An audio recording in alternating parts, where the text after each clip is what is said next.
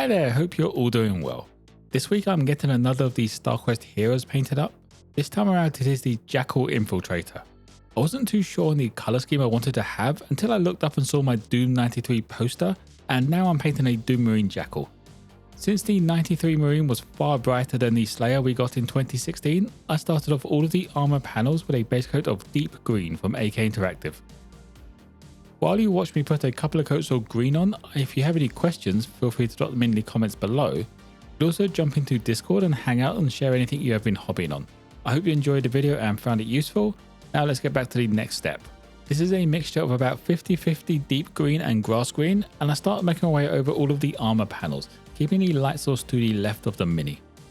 That means that a lot of the panels that are more angled onto the right side of the Mini stay that darker tone and just get a little bit of a highlight around the edges with this mix.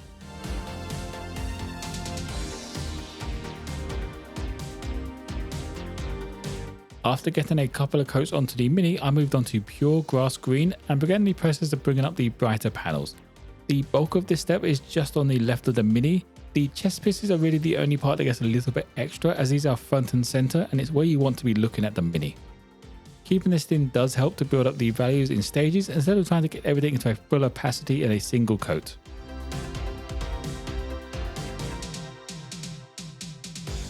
With the armor all finished now, I got the Doom Death Blackout and started base coating the undersuit. The Doom Marine has more of a grey accent colour, but I don't want to go too bright since this is a good chunk of the Mini and I don't want to pull attention away from the green too much. Starting to get in some midtones, I mixed in some uniform grey into the black and started going over all of the undersuit. I mainly just left the black in the deepest shadows and a few random parts to keep some visual interest on these dark parts. Since this first mix went over most of the areas, I mixed a little bit more uniform grey to it and just started bringing up more of the panels where the light will be brighter. Just like with the armour, these are all facing towards the left of the Mini. While this can be used as the brightest highlight, I decided to go a little bit further with pure uniform grey. For the uppermost parts, I only highlighted the tops of these details where the light will be directly hitting. This, however, is a little bit too bright for my liking, so after I got all of this finished up, I actually gave it a black glaze. This just knocked everything back down and kept all of those light values how I laid them out with the highlights. Moving on to the exposed fur, I start off with a base coat of Noble Steed Brown. Sticking with the Doom Marine colour scheme, the fur is going to have a bit of an orange hue to it. The colour works perfect for the base coat as the actual triad that two thin coats provide ends with an orange hue to the brown. Since this is all going to be fur, the next couple of layers are done with a more scratchy brushstroke, attempting to bring in some texture while still bringing up the light values. The first of these gets done using Dry Rust Brown, covering a good chunk of the fur again, but because this is a scratchy approach, a lot of that base coat still comes through. Continuing this approach, I moved on to the brightest strands of hair using Satyr Brown. This only goes over the head and the tops of the sharper edges. While this is going on, however, I did think it looks a little bit bright and I'm going to knock it back down later on with a wash. Before I get some washes on to darken down the fur, I want all of these small details and the metallics done. The small details get started first, which is British khaki over the various wrappings around the Mini. This is quite a fast step, so there isn't too much to get done, but there's enough of it that it can't be left without it looking a little bit weird. Even though there isn't much, I still want to get some light values in there, so I mixed in some Skeleton Legion and began going over the parts where the light would be hitting.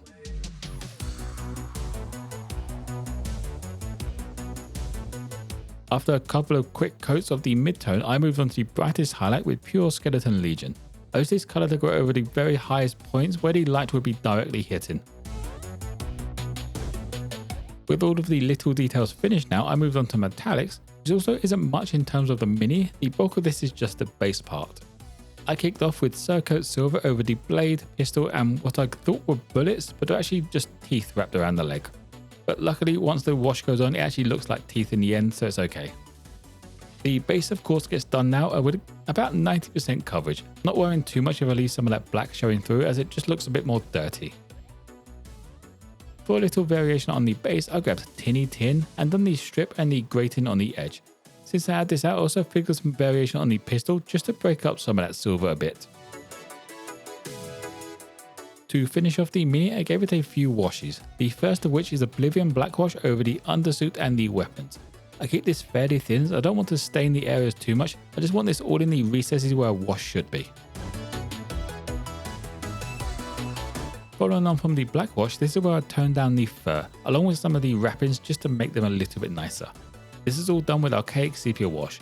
This is at full strength, which may be a mistake, but there's no going back now I've started putting it on the mini. The fur just ends up a little bit less orange and settles more into a warm brown. The final step on this mini is Battle Mud Wash over the base. I would have used Oblivion Black Wash, but all of my other StarQuest minis have the brown wash, so this gets done just for the consistency when they're all on the table together. And that brings the Jackal Infantry to an end. The green armor is nice and vibrant, sticking to the inspiration of the scheme. I think the skin looks fine, even though it's less orange now, it still works in my eyes. And of course, no scheme has to be an exact copy of the inspiration scheme. In fact, it's actually better to have some deviation in there just for some more interest. With this mini finished, this just leaves one more StarQuest hero to get done until I'm up to date, at least until next month when they release the next mini. If you have any questions, feel free to drop them in the comments below. You can also come and hang out and share what you've been working on at our Discord server using the link in the description. While you're in the description, if you want to pick up any painting supplies or some minis to add to your pile of potential, there are a couple of affiliate links in there for you to use. I hope you enjoyed the video and found it useful. If you did, don't forget to drop a like and subscribe for more content. Most importantly though, be kind to each other.